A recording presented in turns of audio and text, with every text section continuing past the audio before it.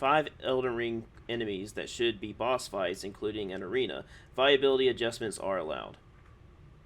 All right. So this this gets pretty weird. As far as the current game, I guess there's a lot of ways you could take current bosses and you could make more interesting arenas because clearly there's a lot of problems with the current arenas. They're not very thoughtful, especially with the dragons. They don't take advantage of the dragons very well. They're sloppy. The dragons go off on the cliff tops and then respawn. Yeah. It's really bad. Um, what I'd like to see as far as normal enemies as bosses, I'm gonna start it with a little more of a goofy one and then go to more serious. Um, with how many repeated bosses there are, honestly. So, say for example, the tree spirit, right? You fight it so many times. Um, Imagine you go through a cave, and at the end of it is a giant turtle. You know, who cares? Or something stupid. I'd rather see a stupid boss of just like a basic enemy than the same thing again. You know what I mean? Mm-hmm. There's no excitement in that. There's no surprise. I'm not like, oh, cool, I get to fight this boss. This is great. This is unique. This is a new experience. It's just boring. It's meaningless, right? You could take any basic enemy and make it a dungeon boss, and I would have been happier than fighting the same boss over and over again. Right. Now, that little point aside, some actual enemies that I really would enjoy fighting as bosses.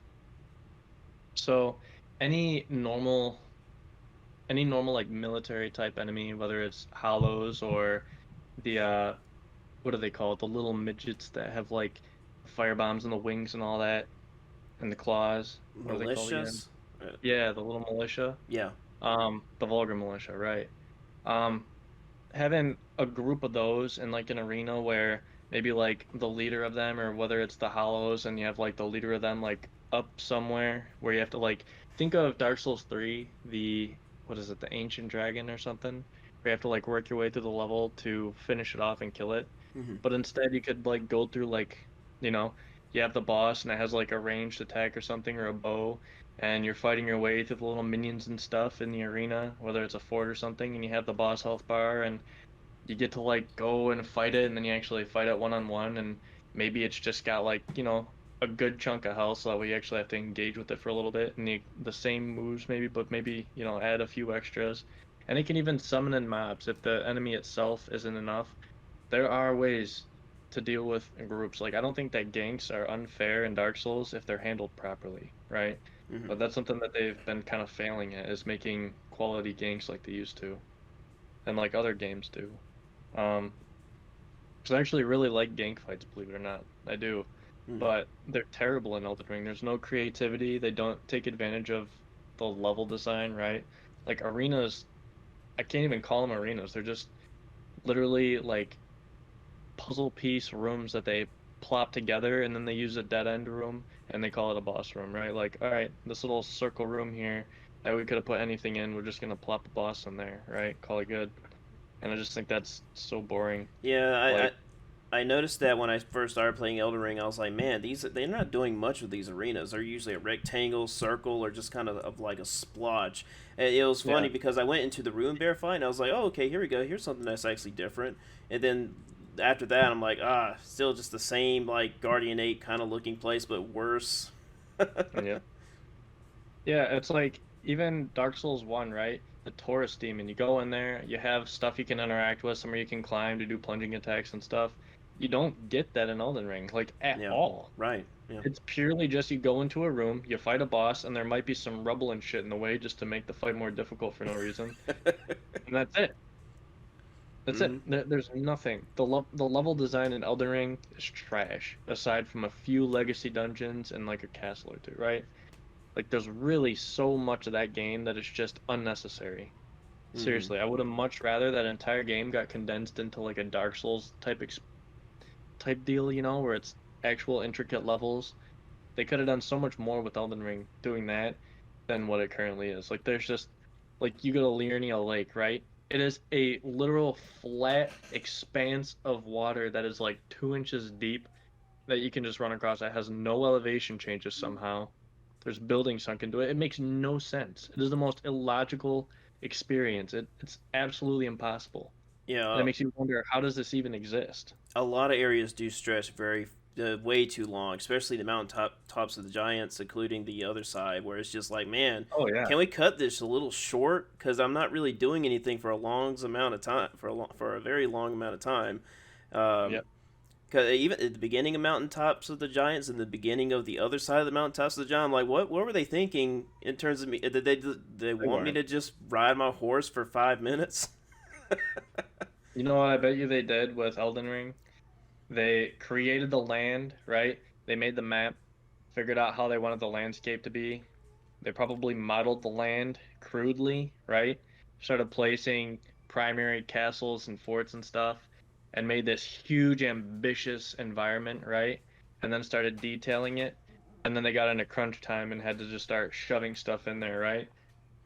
And then they just put a bunch of crap in there because I've done it. I've been through a developing process of my own with games where I'm working on something and I get bored of like creating it. I'm just like, all right, I just kind of want to finish, and I'll start like throwing in things, and it's like, all right, so I've because you get to a point where you kind of use up all your good ideas. So your first levels, Mm-hmm. you take advantage of all the mechanics, you're doing all this stuff, but then you get to a point where you're like, okay, I don't got all this time to put into it right now. I'm losing the ambition and the joy, so I'm just gonna start slapping in mechanics, and you end up with some pretty lazy stuff. But also they were under time crunch, so they're under other things. They had you know pressures, whether it's Bandai Namco or Kadokawa, their investors. You never know. Um, but they got in a big rush clearly because most of the end game after Morgot is just, well, all of it really is just copy pasted enemies thrown all over the place with roars added, like the dragon, the Faramazula thing. He's given a big ass AoE. Everything is just AoE spam, unfair crap, ganks, um, bunch of enemies spammed all over that we've already seen but recolored. There's nothing about it that's new. Like in all the other Dark Souls games, all of them, right? There's always new enemies in every new area, right? You'll occasionally come across some that'll like reskinned a little bit, but you'll always find new enemies Mm-hmm. with no exceptions, right? And in Elden Ring, that's not the case. Once you get past Morgot, you've seen the entire game, right? Other than a couple locations that are different. Um, Faramazula and the Halig Tree, right? That's it though. Other than that, you've pretty much seen everything locationally. And unless you count a big snowy mountain as a location, but let's face it, it's pretty much a bunch of copy pasted rocks from earlier in the game, but with a really simple white texture over it, and then some basic assets that they spammed all over the place, like the giants, right? They just spammed assets everywhere. It's terrible. And they spammed enemies all over the place, made some of them fight each other for some chaos, made some skeletons that come out of the ground again to try to like shake things up. Like it's just really lazy, quick fixed stuff, where they're just like, okay, we got to pump this out, let's fill it with stuff. Well, we don't have time to make new enemies, we don't have time to do this. The whole game was too ambitious. They didn't have time to make Elden Ring. They didn't do like Elden Ring is not what it was supposed to be. It's not. It's a very unfinished game, and people are that say it's a 10 out of 10 masterpiece, blah blah blah. They don't know what Elden Ring was supposed to be. They really don't because it's not what it is. It's not at all. It Oh, is so far from what it should be. Even just some of the stuff that was cut, the stuff between Melania and Radahn, it's not even there, and it would have been awesome. oh. It's a shame. Thank you for listening to this podcast clip. If you want to watch more of the podcast, the full podcast is in the link in the description, along with my guest channel name. And if you would like to guest in a future podcast, please contact me and we shall talk so we can discuss many, many topics, more to come. Other than that, have a glorious day.